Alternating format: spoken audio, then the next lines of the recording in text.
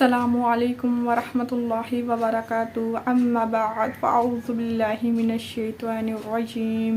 بسم اللہ الرحمن الرحیم۔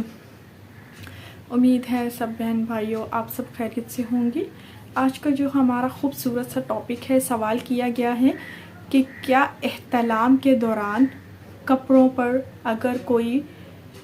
پانی کا اخراج یعنی تری موصول نہ ہو یا نہ نظر آئے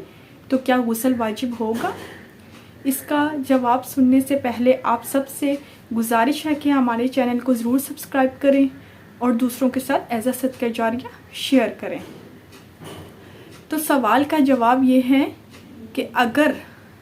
احتلام کے دوران یا احتلام کے وقت یا احتلام کے بعد تینوں صورتوں میں اگر آپ کو اپنے کپڑوں پر کوئی بھی پانی کا اخراج یعنی تری نہ نظر آئے تو آپ پر غسل واجب نہیں ہوگا۔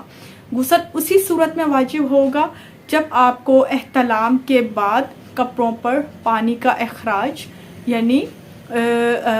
تری نظر آئے تو اس صورت میں صرف آپ پر غسل کرنا واجب ہے، فرض ہے۔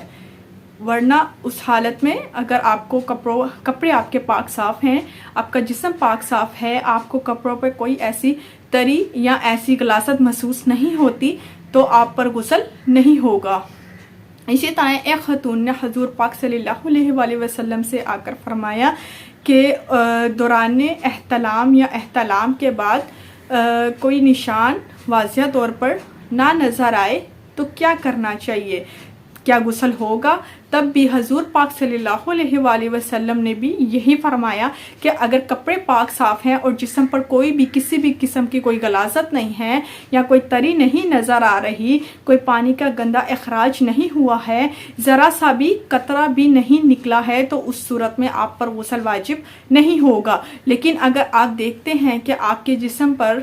کوئی احتلام کا کوئی نشان یا کوئی اس طرح سے پانی کا اخراج ہوا کوئی غلاظت آپ کے کپڑوں پر یا آپ کے جسم پر لگ چکی ہے تو اس صورت میں آپ پر غسل واجب ہوگا اور غسل کرنا فرض ہے اس دوران بھی، تو اس لیے لازمی غسل کرنا ضروری ہے، ورنہ تری نہ نظر آنے کی صورت میں آپ غسل نہیں کریں گے، اس پر گناہ نہیں ہے۔